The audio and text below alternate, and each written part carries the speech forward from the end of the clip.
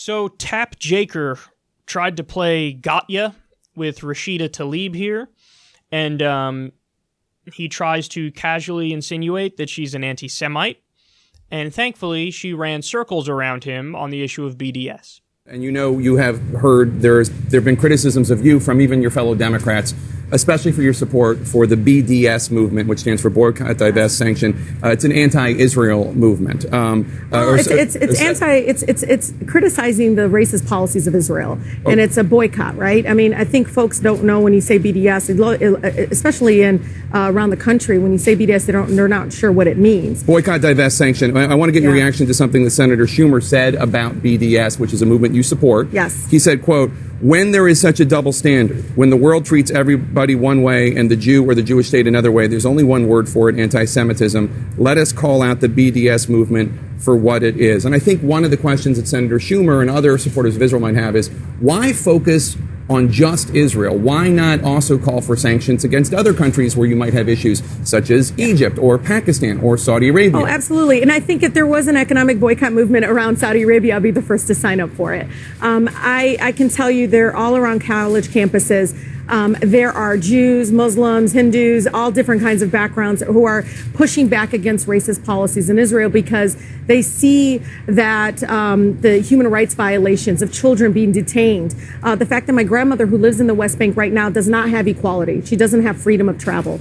She is someone that right now under occupation is feeling less than. And I grew up in the most blackest, beautiful city in the country, where every corner in Detroit here, you will see a reminiscence of the civil rights movement, of the labor rights movement. And we did it through economic boycott. It is a form of freedom of speech. But people want to dismiss it because they're trying to say it's anti-Semitism. That's the way to try to discredit the fact that we all know under Netanyahu's regime, human rights violations have gotten worse. And we need to be able to use... Why not boycott Egypt? I would boycott Egypt, of course. But you keep I'm saying very critical. You would boycott Saudi Arabia. You would boycott Egypt, but you're not. Right now, there is not a bill or resolution on the floor that is saying stop boycotting Egypt. But you could. But of course. Tapp Jaker has no point, so he has to try to play a game of Gotya, and that's all he's got. Oh yeah? Well, what about Saudi Arabia?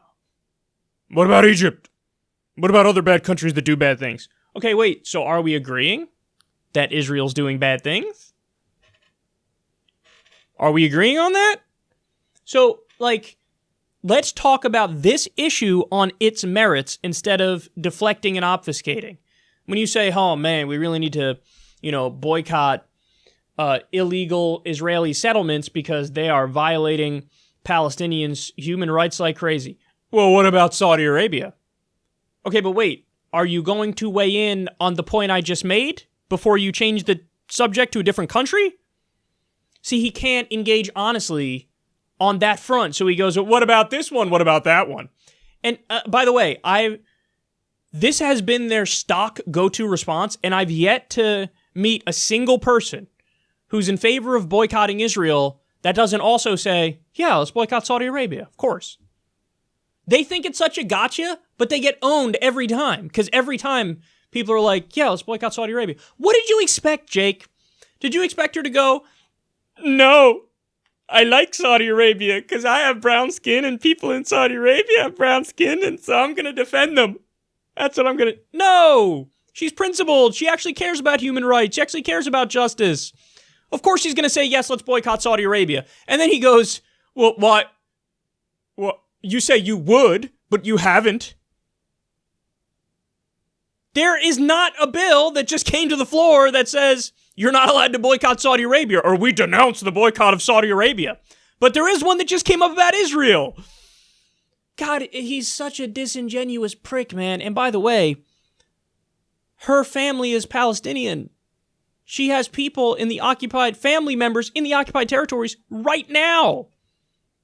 So of course she's going to want to try to get her family members their human rights, their civil liberties. Jesus Christ. The insinuation they're attempting to try to insinuate, well, the only reason you support this is because you're an anti-Semite. What I want to ask Tapp Jaker is very simple. were you not in favor of boycotting apartheid South Africa?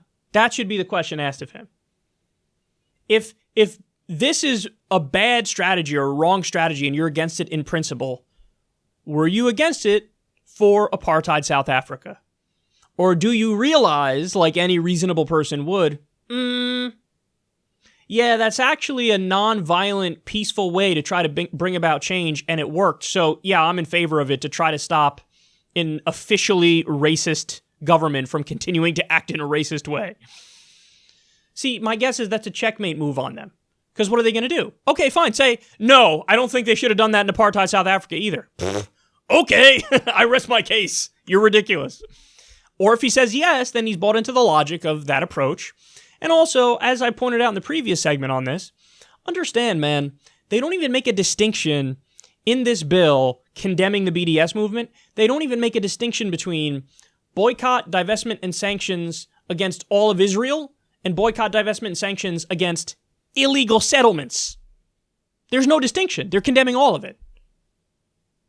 So basically what they're doing is they are de facto defending a massive violation of international law, the illegal settlements. And that is beyond disgusting. That's grotesque. And it's supporting the powerful over the powerless. And it's basically saying, I don't care about Palestinian human rights. I don't care about dignity. I don't care about their freedom. I'm just going to conflate support of Palestinian human rights with anti-Semitism and try to smear you and say you hate all Jews because you want to bring about freedom for Palestinians. It's totally unfair. It's totally grotesque. And all the attempts at the gotchas from Tapp Jaker on this and from corporate media on this and from establishment Democrats on this, they're all so sad and pathetic and they fall so short.